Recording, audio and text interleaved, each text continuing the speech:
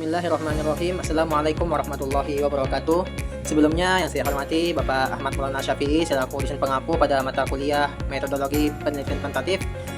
Alhamdulillah rabbil alamin wassalatu wassalamu ala asrofil anbiya wal mursalin wa ala alihi wa sahbihi ajmain amma ba'd. Sebelumnya perkenalkan, nama saya Ali Fikri Fauzan. Pada kesempatan yang berharga ini saya akan mempresentasikan atau saya akan memaparkan proposal penelitian saya yang berjudul Pengaruh Sarana dan Prasarana terhadap kegiatan belajar mengajar mahasiswa Fakultas Tarbiyah dan Ilmu Keguruan UINSI Samarinda. Lanjut untuk latar belakang. Baik, mari kita mulai dari latar belakang yang mendasari penelitian ini. Bapak dosen yang saya hormati, kita semua sepakat bahwa pendidikan adalah pilar utama dalam pembangunan sumber daya manusia yang unggul. Kualitas proses pendidikan yang dipengaruhi oleh berbagai faktor, diantaranya adalah ketersediaan sarana dan prasarana yang memadai. Dalam konteks ini, saya membaginya menjadi dua komponen utama. Yang pertama adalah sarana, yaitu segala alat atau media pendukung yang digunakan secara langsung dalam proses belajar seperti buku, alat peraga, proyektor, dan teknologi yang lainnya. Lanjut, yang kedua adalah prasarana yang merujuk pada fasilitas lain yang menunjang kegiatan tersebut seperti ruang kelas, laboratorium, dan perpustakaan. Ketersediaan dan kualitas kedua hal ini diduga kuat menjadi peran penting dalam menunjang efektivitas kegiatan belajar mengajar di perguruan tinggi. Lanjut, untuk yang ketiga, rumusan masalah dan tujuan penelitian. Berdasarkan latar belakang yang telah saya paparkan, maka muncullah pertanyaan utama dalam penelitian ini yang saya tuangkan dalam rumusan masalah sebagai berikut. Seberapa signifikan pengaruh sarana dan prasarana terhadap kegiatan belajar mengajar mahasiswa Fakultas Tarbiyah dan Ilmu Keguruan?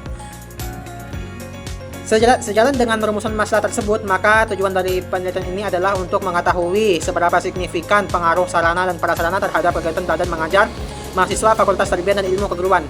Lanjut, untuk yang keempat, manfaat penelitian. Yang pertama, manfaat teoritis, yaitu penelitian yang diharapkan dapat memberikan kontribusi bagi pengembangan ilmu manajemen pendidikan Islam, khususnya dalam memperkaya kajian mengenai pentingnya peran layanan sarana dan prasarana dalam proses pendidikan. Yang kedua, manfaat praktis, yaitu memberikan masukan yang konstruktif bagi pihak UINSI Samarinda, terkhususnya bagi Fakultas Tarbiyah dan Ilmu Keguruan, sebagai bahan evaluasi dalam upaya meningkatkan kualitas layanan sarana dan prasarana demi menunjang kegiatan belajar mengajar yang lebih efektif dan optimal. Lanjut, yang kelima, yaitu landasan teori. Untuk mengarahkan penelitian ini, saya menggunakan dua variabel utama. Variabel yang pertama yaitu variabel X atau variabel independen adalah sarana dan prasarana. Variabel ini diartikan sebagai fasilitas fisik dan non-fisik yang disediakan oleh kampus untuk mendukung proses pembelajaran mahasiswa. Terus untuk landasan teori yang kedua yaitu variabel Y atau variabel dependen adalah kegiatan belajar mengajar. Variabel ini merujuk pada segala aktivitas mahasiswa dalam proses pembelajaran, yang indikatornya mencakup partisipasi di kelas, tingkat pemahaman materi, serta motivasi belajar. Lanjut, yang keenam, metodologi penelitian. Adapun metode yang saya gunakan dalam penelitian ini adalah sebagai berikut. Yang pertama, pendekatan. Saya menggunakan pendekatan kuantitatif dengan desain penelitian survei untuk mengukur pengaruh antara variabel. Terus yang kedua, saya menggunakan teknik sampling atau teknik yang digunakan adalah Start-Tevin random sampling untuk memastikan setiap program studi didaktik memiliki keterwakilan yang proporsional dalam sampel. Terus yang ketiga, pengumpulan data. Data akan dikumpulkan menggunakan instrumen berupa angket atau kuesioner. Terus yang terakhir, saya menggunakan analisis data. Data yang terkumpul akan dianalisis menggunakan statistik deskriptif untuk menggambarkan kondisi variabel dan statistik inferensial untuk menguji hipotesis penelitian. Lanjut, untuk yang ketujuh, populasi dan sampel. Secara lebih rincinya, populasi dalam penelitian ini adalah seluruh mahasiswa aktif di Fakultas Tarbiyah dan Ilmu Keguruan UINSI Samarinda. Dari populasi tersebut, saya mengambil sampel penelitian seperti yang telah disebutkan. Pengambilan sampel akan menggunakan teknik Start-Tevin random sampling. Tujuannya adalah untuk mendapatkan sampel yang representatif dari berbagai program studi yang ada, sehingga hasil penelitian dapat digeneralisasikan dengan lebih baik. Terus lanjut untuk slide ke-8 dan yang ke-9, sumber data. Sumber data primer dalam penelitian ini adalah diperoleh langsung dari responden. Pengumpulan data akan dilakukan dengan menyebarkan kuesioner yang berisi serangkaian pertanyaan terstruktur terkait persepsi mahasiswa terhadap sarana dan prasarana, serta pengalaman mereka dalam kegiatan belajar mengajar. Lanjut yang ke-10, kesimpulan hasil uji instrumen. Bapak dosen penguji yang saya hormati, sebelum penelitian utama dilaksanakan, saya telah melakukan uji coba instrumen dengan memastikan validitas dan reliabilitasnya. Dari uji coba tersebut ditemukan hasil yang sangat penting.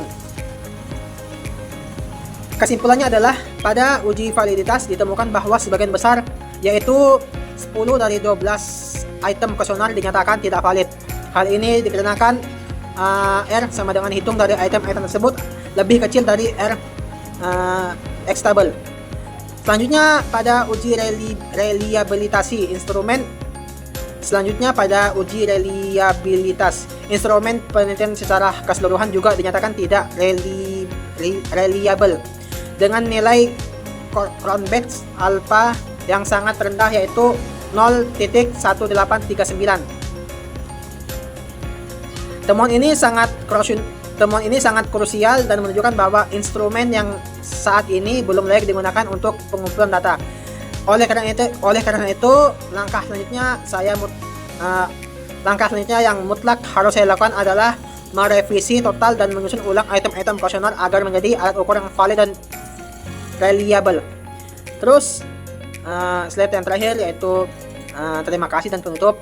Sebagai penutup, dapat saya simpulkan bahwa proposal ini mengusulkan sebuah penelitian untuk melihat pengaruh sarana dan prasarana terhadap kegiatan belajar mengajar di FTIK UINSI.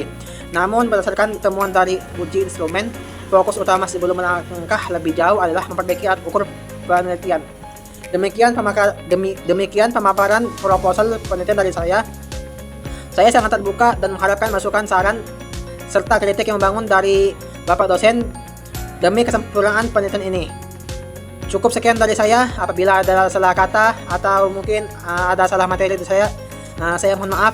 Saya pamit undur diri. Wallahul muwaffiq ila aqwamit thoriq. Terima kasih atas segala perhatiannya. Wassalamualaikum warahmatullahi wabarakatuh.